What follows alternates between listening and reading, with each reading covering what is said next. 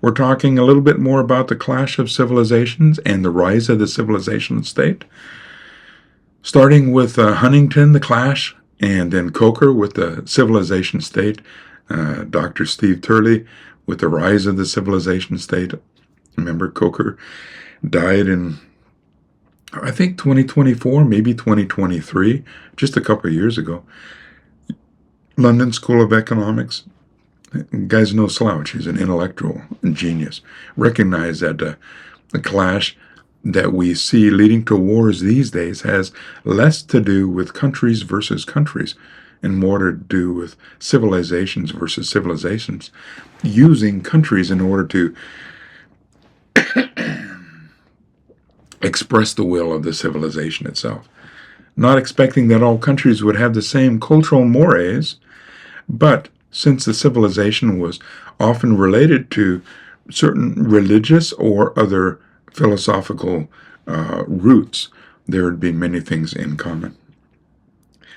The rise of the civilization state as an explanation for international conflict helps to explain why sometimes there's conflicts between countries and ideas or groups like Islamic State, ISIS, which is not any one particular country. It doesn't come out of Saudi Arabia or Pakistan or any one particular country, but is a collection of people that are like-minded from these various different countries and Western countries as well. Anybody that goes along with this civilizational thinking and the culture that goes along with it in its essence, its most basic and formative parts. That's how we can explain certain conflicts like that. But I think it helps to explain even international conflicts that could be easily explained also under realist international relations theory. So that theory, realism, is now supplemented by or being replaced by the rise of the civilizational state. In any case, we can see that happening. We can look at some of the events that are happening in our streets, in our cities here in the United States. Well, now in Korea as well, right? But it hasn't gotten here so much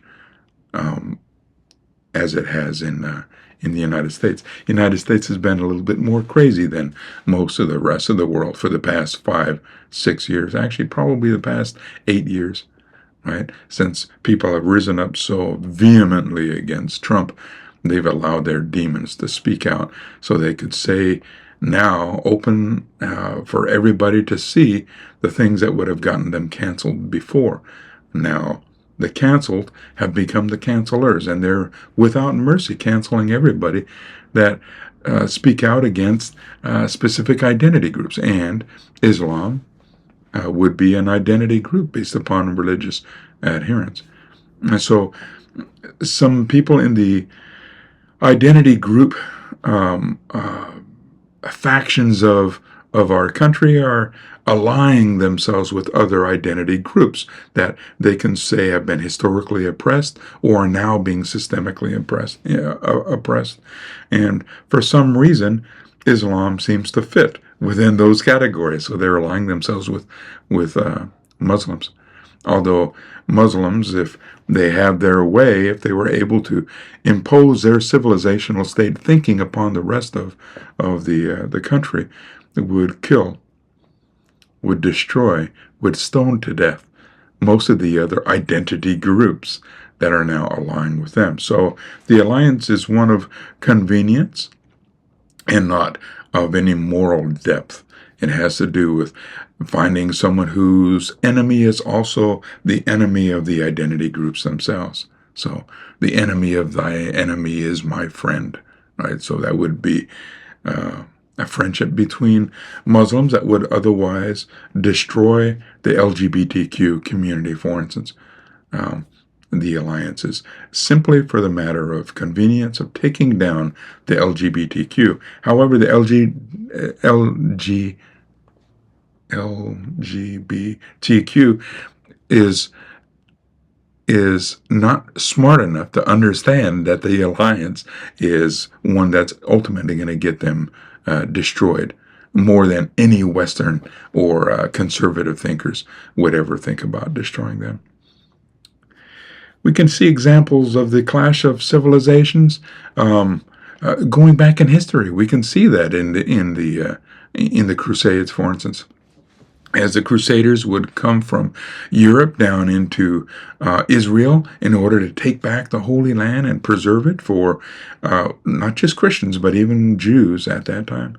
There were other motivations for the Crusades as well, and the woke are particularly good in trying to exacerbate those other motivations like money and power and sex and all kinds of other motivations. But at heart, the motivations were actually there to fight against Islam that was spreading across North Africa, taking over holy places and calling them their own. And so it was for good reasons. The Crusades were not all bad.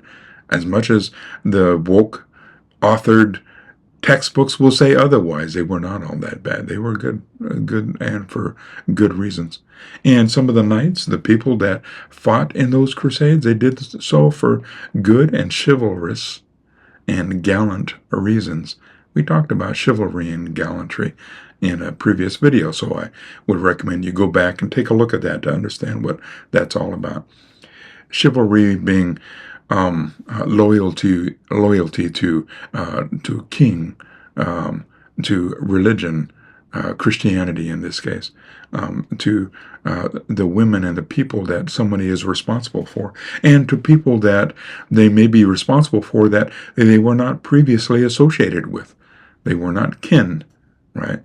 So I just watched a movie called Kingdom of Heaven. It's really an excellent movie. Liam Neeson is in it. He dies in the first quarter, or maybe the first third of the movie, so he's not in it for the rest of it. The other main character that is an excellent actor, I can't remember his name, but women will like him. He's very handsome, very gallant, very chivalrous, very good thinking. In any case, it's a pretty good movie. Take a look at that, and you'll get to see some of the real considerations that were going on through the minds of people. Some of them were bad. Everything good can be twisted into something evil, something bad, whenever there's a good thing. So it doesn't mean that you throw out the good thing.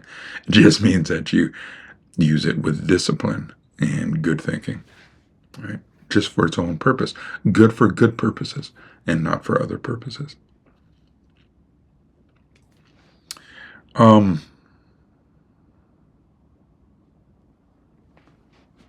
So, yeah, there were political, economic motivations for the Crusades. There was certainly internal divisions, and so that some Crusaders would actually be against the thinking of other Crusaders. There definitely had to be some union brought together. When a king from England, for instance, would come down into the Crusades, there would tend to be a rallying point, and people would set aside their differences in order to get behind that particular king. But generally speaking, there was pretty good cooperation between Western forces against Islam during the Crusades. It wasn't just an evil beatdown of Westerners against the Muslims, although the Muslims tended to have the advantage in most of the fights. Right? But that's one way you can look at Crusades. We'll come back with another discussion shortly. I haven't written up any notes for the video that follows, and so I'm not sure what it is, but I'll have something for you very soon, I promise. Later today. Talk to you later.